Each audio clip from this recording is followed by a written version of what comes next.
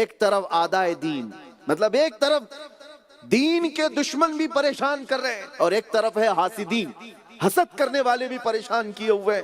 بندہ ہے تنہا شہا، تم پہ کروڑوں درود، آقا میں بیچ میں تنہا ہوں، دشمنان دین بھی ہے ایک طرف، حاسدین بھی ہے ایک طرف، میں تو تنہا ہوں۔ لیکن اس کے فوراً بعد اعلیٰ حضرت نے کیا کہا؟ یہ تو بارگاہ مصطفیٰ میں شکایت اس سے کی جائے جو دلوں کے حالات بھی جانتا ہو، اس سے کہی جائے۔ پھر کہا یا رسول اللہ تم ہو حفیظ و مغیث، کیا ہے وہ دشمن خبیث؟ تم ہو حفیظ و مغیث، کیا ہے وہ دشمن خبیث؟ تم ہو تو پھر خوف کیا، تم پہ کروڑوں درود۔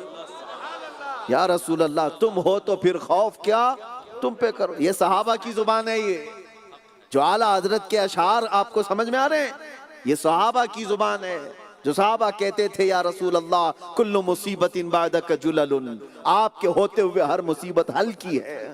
اعلیٰ حضرت اس کو کیا کہتے ہیں؟ تم ہو تو پھر خوف کیا، تم ہو تو پھر خوف کیا۔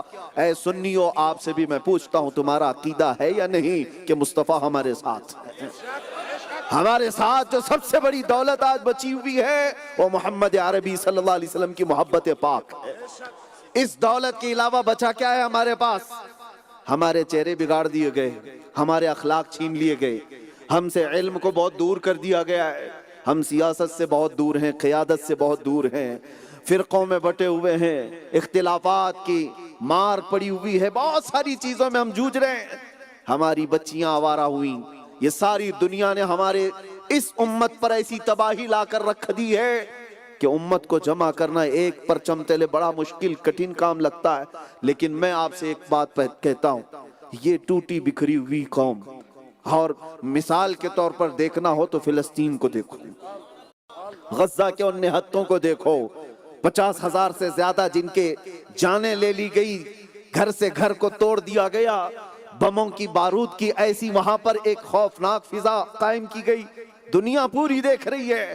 کس کو مارا گیا ہے؟ نہتے لوگوں کو، مجبور لوگوں کو، جن کے پاس ہتھیار نام کی چیزیں نہیں ہیں، لیکن دنیا کو ایک بہانہ بتایا جاتا ہے کہ ہم ایک سنگٹن، ایک آرگنائزیشن کو مارنے کے لیے کر رہے ہیں۔ جو بھی ہے میں اس پر گفتگو نہیں کر رہا، بات یہ کرنا چاہتا ہوں، ایک طرف سپر پاور جس کے پاس ہائی ٹیکنالوجی پاور ہے، ساری دنیا کو ہتھیار بیچنے والا کس سے لڑ رہا ہے، کس سے مقابلہ کر رہا ہے؟ اسی طرح پوری دنیا میں یہ جو چہرے ہیں نا ہمارے، اس سے گھبراہٹ ہے کیوں دنیا کو؟ ان کے پاس ہے کیا طاقت؟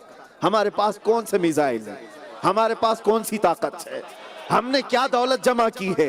ہم نے کون سی طاقت جمع کی ہے؟ کچھ نہیں ہے۔ دنیا جانتی ہے ویل چیئر پر بیٹھ کر کے بھی اگر لبیک پکارے ایک خادم حسین، توجہ، دنیا جانتی تھی خادم حسین پیروں سے معذور ہے، لیکن اس کے باوجود میں پوچھتا ہوں کہ گھبراہٹ کس بات کی ہے؟ وہ چل نہیں سکتا، اٹھ نہیں سکتا، کھڑا نہیں ہو سکتا، اور پارلیمنٹ میں بات ہوتی ہالینڈ کی، یورپ کی دھرتی ہلتی نظر آتی ہے۔ کیوں؟ اسی کو اقبال کہتا ہے میرے عزیزوں، حضور پاک صلی اللہ تعالیٰ علیہ وسلم کے یہ وہ غلام ہیں، شہادت ہے مطلوب و مقصود ہے مومن، نہ مال غنیمت نہ کشور کشائی۔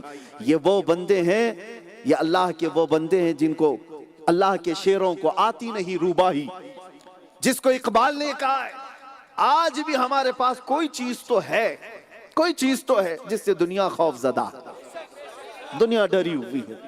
ہم نے اپنی بیماریاں دیکھ لی ہیں، ہمیں پتہ ہے ہم ٹوٹے ہوئے ہیں، بکھرے ہوئے ہیں، گرے ہوئے ہیں، مال میں اگرچہ کم ہے، نہیں ہے، اتحاد نہیں ہے، اختلافات میں سب ہے، لیکن ایک طرف جب ہم یہ دیکھتے ہیں ہمارے ہاں تو 24 گھنٹے میڈیا ہم پہ ہی بھوکتا رہتا ہے، ہم ہی موضوع سخن ہیں، اور بلکہ بہت سارے الیکشن تو ہمارے نام پہ جیتے جاتے ہیں۔